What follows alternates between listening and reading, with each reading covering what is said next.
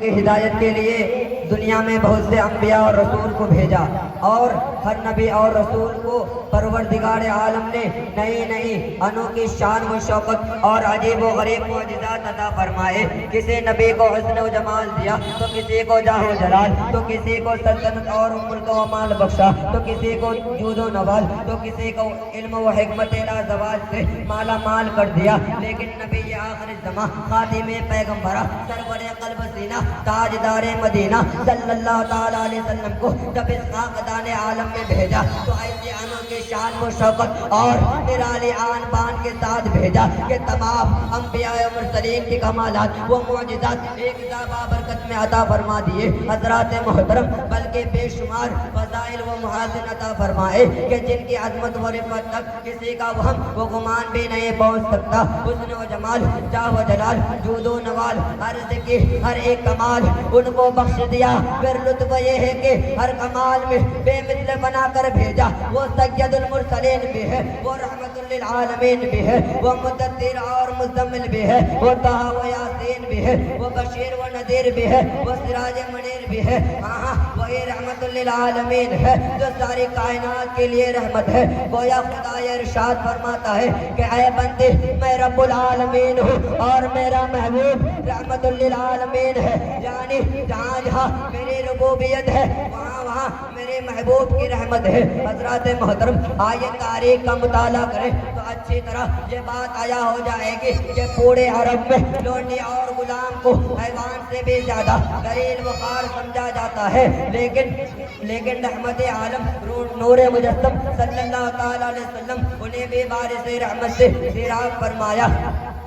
پیارے آقا صلی اللہ تعالیٰ علیہ وسلم ارشاد فرماتے ہیں کہ اے بندے، میں رب العالمین ہوں اور میرا محبوب رحمت للعالمین ہے۔ یہیں تک محدود نہیں بلکہ اور تاریخ کا مطالعہ کروں، قسم خدا کی حضرت زید بن حارثہ حضور صلی اللہ تعالیٰ علیہ وسلم کے غلام تھے۔ کچھ دنوں کے بعد حضور نے اپنا لخت جگر بنا لیا اور حضرت اسامہ بن حارثہ سے بڑی محبت سے فرماتے، بار بار مجمع عام میں اس طرح تشریف لاتے کہ ایک شانے پر فرزند شیر خدا اور دوسرے شانے پر زیر بن حارثہ ہوا کرتے تھے۔ حضرات محترم، آئیے تاریخ کا مطالعہ کریں کہ جب ہمارے آقا حضور صلی اللہ تعالیٰ علیہ وسلم اپنی نبوت کا اعلان کیا تو کفار مکہ نے آقا کی نبوت کا انکار کرتے ہوئے کہا کہ اگر خدا کو نبی بھیجنا ہی تھا تو مکے کے سرزمین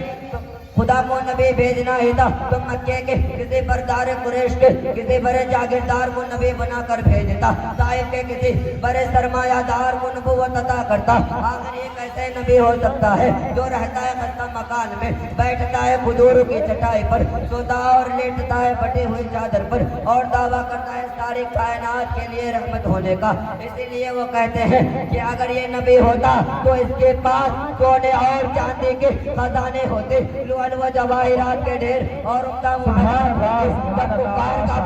تکبر، اناد و تعصب حد سے بڑھ گیا تو پھر غیرت خداوندی نے پکار کر کہا، میرے محبوب کی نبوت کو سونے اور چاندی کے خزانے، لعل و جواہرات کے ڈھیر اور عمدہ محلات میں تلاش کرنے والے، اگر میرے نبی کی نبوت کو دیکھنا چاہتے ہو تو کسی یتیم کے ٹوٹے ہوئے دل کو دیکھو، اگر میرے نبی کی نبوت کو دیکھنا چاہتے ہو تو کسی لاچار کی بیٹی کو دیکھو، اگر میرے نبی کی نبوت کو دیکھنا چاہتے ہو تو کسی عالم کے علم کو دیکھو۔ حضرات محترم، آخر کار اسی موجودہ ترقی یافتہ دور میں ہر طرف مایوسی نظر آئی تو حسرت بھری نگاہ سے مدینے کی طرف نظر جمائی دیکھا کہ ساری کائنات کے ہادی، زمین و آسمان کا مالک، کون و مکاں کا شہنشاہ، عرب و عجم کا تاجدار، ایک خستہ حجرے میں کھجوروں کی پھٹی ہوئی چٹائی پر بیٹھ کر اور پیٹ پر پتھر باندھ کر دعا کر رہے ہیں، اللہم احینی مسکینا و امتنی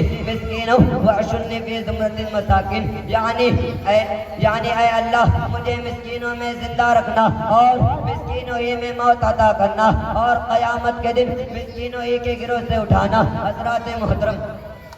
حضرت عبد المطلب خانہ کعبہ طواف کر رہے تھے. طواف کرتے کرتے کیا دیکھتے ہیں کہ خانہ کعبہ حضرت عبد المطلب کے گھر کی جانب جھک جاتے ہیں. اسی لیے تو اعلیٰ حضرت ارشاد فرماتے ہیں کہ تیری آمد تھی کہ بیت اللہ مجرے کو جھکا, تیری حیبت تھی کہ ہر بت تھر تھرا کر گر گیا. حضرات محترم, حضرت عبد المطلب سوچنے لگے اب تو دیواریں ریزہ ریزہ ہو جائے گا, اینٹیں ٹوٹ جائے گی, غریبی کا عالم ہے, کس طرح کعبہ کی تعمیر کی جائے گی. ابھی تو کعبہ کھڑا تھا, اچانک کیا ہو گیا, کعبہ کیوں موقع پہ آ گیا. حضرات محترم, جب حضرت عبد المطلب خانہ کعبہ سے باہر آتے ہیں تو ایک لونڈی سے ملاقات ہوتی ہے. لونڈی نے کہا آج عبد المطلب کے گھر پوتا پیدا ہوا ہے. قسم خدا کی, حضرت عبد المطلب نے سن کر ارشاد فرمایا اے مکے والو سن لو, کعبہ گرا نہیں تھا بلکہ کعبہ سجدے میں جھکا تھا. میرے پوتے